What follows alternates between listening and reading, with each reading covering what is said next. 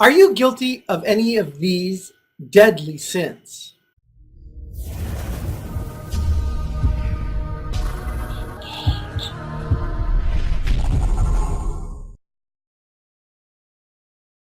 Hey everybody, this is Ray Stendall, publisher of Customer Engagement Magazine and the author of the Customer Engagement Manifesto.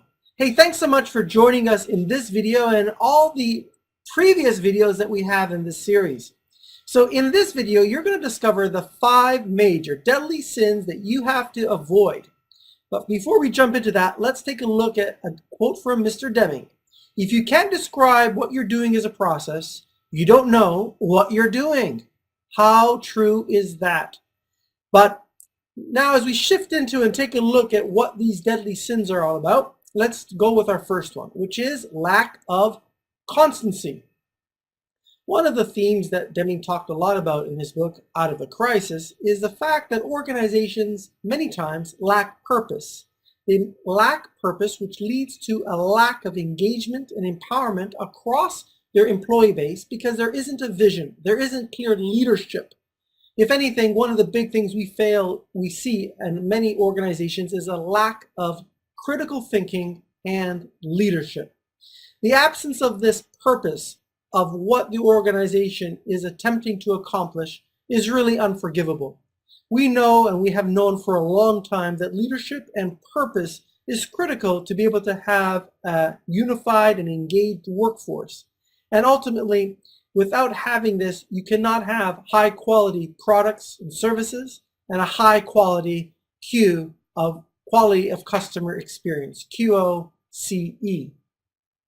The second deadly sin is short-term profits. There's lots of stress on organizations nowadays to show results, and often these results are driven by metrics that are tied to short-term profits.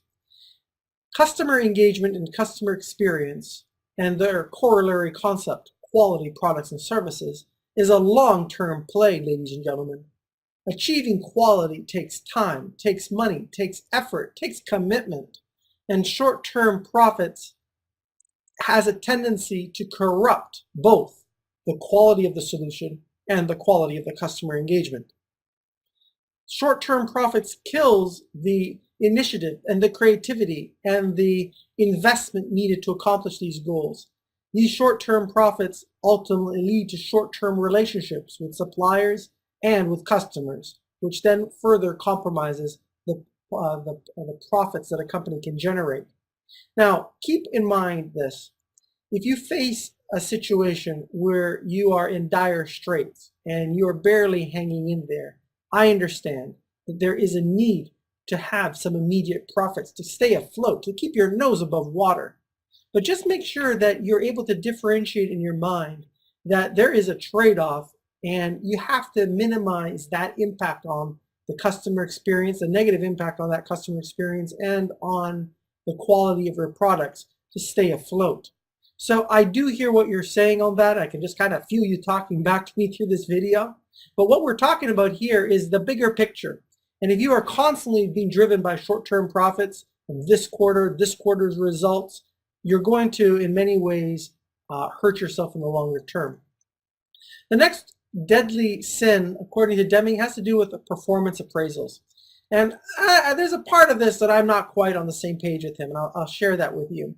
He basically says that performance appraisals and other forms of merit rating systems is a potential disaster area. He says that it encourages rivalry, internal competition between employees, and isolation, people not helping each other, and it doesn't help with cooperation, teamwork, and mutual respect. And I really believe it has a lot to do with how these merit-based metrics are being used in organizations. So he's also saying that appraisals tend to concentrate on short-term focuses, achieving personal targets, and not achieving the bigger picture for the company. So I want to clarify this a little bit because I disagree to a certain extent with what Deming is saying here. I think it's very important to be able to monitor and measure so that you can effectively manage and predict. And in order to do that, we have to realize that every employee in an organization has a role, has a job to do, as a set of tasks that need to be well defined with certain inputs, outputs, with the appropriate systems, processes, methodologies in place to help them get the work done.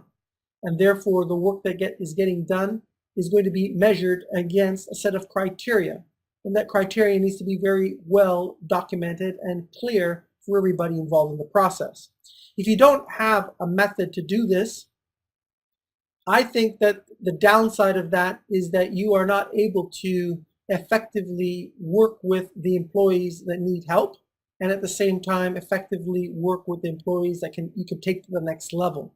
I think it's very healthy to do that in an organization, and we need to do that, but we need to do it in a way that doesn't promote rivalry, doesn't promote isolation. We can still do that and promote teamwork, collaboration, creativity, but it has to be done in the right way. Advertising on a board who is ranked not 1, 2, 3, and 4, in some circumstances can be helpful, but in many circumstances is not. A little bit of internal competition can be helpful, particularly if we are in a sales organization. We do want to recognize the top leaders of an organization, but at the same time, we have to make sure that we are facilitating, supporting, and encouraging the entire organization. So I just wanted to clarify a little bit on this deadly sin. I agree to a certain extent, but not entirely.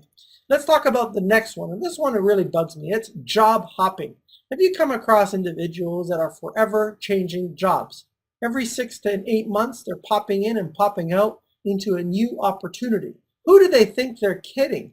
Anybody who's worth their salt as a manager sees this on a resume, knows they're dealing with a problem. Somebody who doesn't have the ability to stay committed to an organization, to stay committed to developing their skill set, their abilities to drive high quality work product and workmanship, pride of workmanship. These job hoppers, you really need to keep an eye open for them and make sure that you only bring people into an organization that has demonstrated their ability to be committed to a longer term initiative, because they're just going to infect your organization. And this is something that really needs to be watched for on the front end piece to make sure that it doesn't come in. Because ultimately, how could you build true commitment to an amazing customer experience and quality solutions if you constantly are dealing with turnover, with people popping in and popping out? In the first 6 to 8 months, you're just learning how to get to be effective in your role, and then they leave. So got to keep an eye open for that one.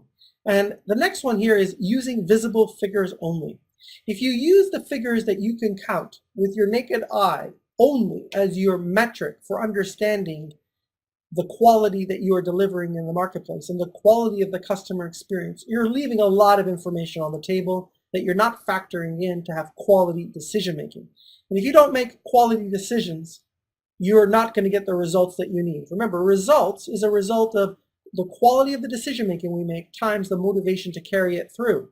And in order for you to make great decisions, you need to have great information, and you need to collect it far and wide and have a means to aggregate it so that you can interpret it and make action decisions on it. So it's very easy in an organization, particularly on the production side, to be taking a look at counting the numbers of units produced in a particular period, the profit associated with a particular period and a particular product. Looking at these visual figures alone is not sufficient. So we are getting to the point where, of course, I have to tell you, every video has a job to do, right? Always remember that. So here we are. What is the call to action in this case? I want you to assess the employees that you have across your organization. I want you to assess your culture in your organization and ask yourself, do you have any of the deadly sins that we just finished talking about? And what is your plan to root out this disease in your organization in a productive way? So let me just repeat to you what those deadly sins are again. Lack of constancy, lack of purpose, definiteness and purpose in everything we do as it relates to quality solutions and quality of customer engagement, short-term profits orientation only, performance appraisals, which unfortunately leads to a lot of rivalry and not being done in an effective way. And you already heard my comments on how I would approach it differently. Job hoppers that come in and infect your culture, and only depending on visible figures only to make decisions, and therefore compromising the quality of your decisions. So if you enjoyed this video, please comment and share the message far and wide, share the video with your members of your team, and take a look at how you can effectively assess these sins that you might be suffering from and what your plan is to correct them. And we have one last video left in the series. I'll see you in the last video where we wrap up everything we've been talking about. Have yourself an amazing day, and I'll see you in the next video.